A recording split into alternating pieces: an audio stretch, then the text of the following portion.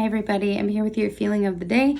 Today's feeling that I pulled is infuriated. When I hear the word infuriated, I don't know if you guys have seen the movie Inside Out, but I think of anger because sometimes to me he looks a little bit more angry than just angry. He looks more infuriated with the flames coming out of his head and the anger in his eyes and the red color. So I think he is a good example of when we might feel infuriated, when we feel like we're on fire and we're going to lose our control and we know that we can't hold this anger in. The dictionary definition of infuriated is to feel extremely angry. Another word might be to send into or to feel rage or extreme mad anger and flame. Again, that's why I also think of the character from Inside Out, because we almost feel like we're going to explode or we're going to start on fire, which we know isn't possible, but because that's how angry we are. Our face gets hot, our fists want to clench up, and we are thinking about doing things that we know are not the right choice to make. Often, to give examples of when we might feel infuriated, I found that feeling infuriated or that extreme anger often happens when things, either words or physical actions, are done to people or things that we care really deeply about.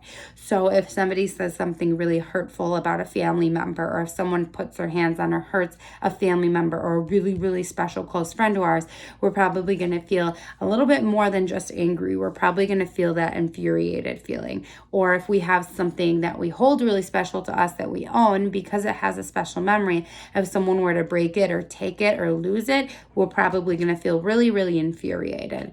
We might also feel infuriated when we see people who are innocent or sensitive being hurt. So if we are a bystander and we see someone being messed with and we know that they can't really stick up for themselves or they're in a vulnerable place, we might feel that sense of infuriation as well.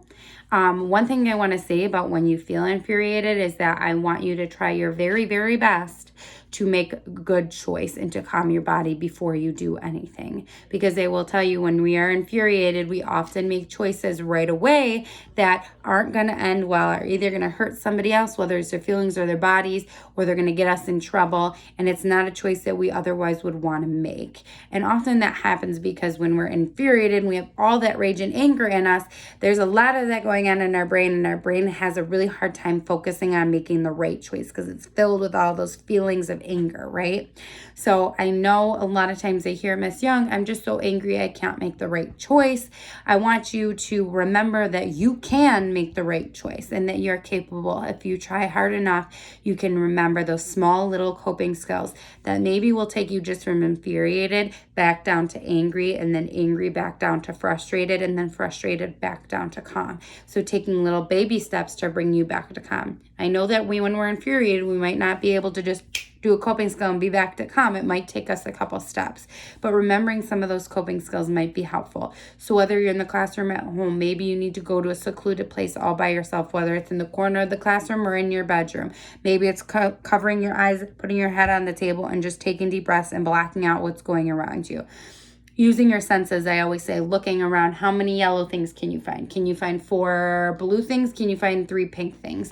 So using your eyesight to focus on that stuff instead of what's really making you infuriated in your body. Taking deep belly breaths. I would say probably at school not taking a walk yet, because often when we're infuriated, we end up making poor choices in the hallway. So maybe you use those couple strategies in your classroom, and then you might get down to a point where you're pretty angry, but you can at least safely go get a drink of water or go walk to the bathroom. And then that's a coping skill that can bring you down to just frustrated or annoyed. And then by the time you get back, you might just start to feel calm a little bit more. So taking those necessary coping skills to bring you down a couple levels. So that you can make a positive choice. Because like I said, when we make a choice, when we're infuriated, it often ends up being one that we regret or we wish we hadn't done later on when we are feeling calm. So I hope this helps you a little bit. I hope you can reflect and think of times when you might have felt infuriated, something that made you feel more than just angry, and how you reacted. Did you make the right choice or did you make the wrong choice? And if this were to happen in the future, what other choices can you make that might end up with a better outcome? So that was infuriated. I hope that's helpful for you guys to learn a little bit more about it. Remember, infuriated is that feeling of hotness, face is getting hot, like the character from Inside Out, are balling our fists and we feel super, super angry. But we can take those little baby steps to get back down to calm. I hope you guys enjoy. I will be back tomorrow with your feeling of the day for then. Bye.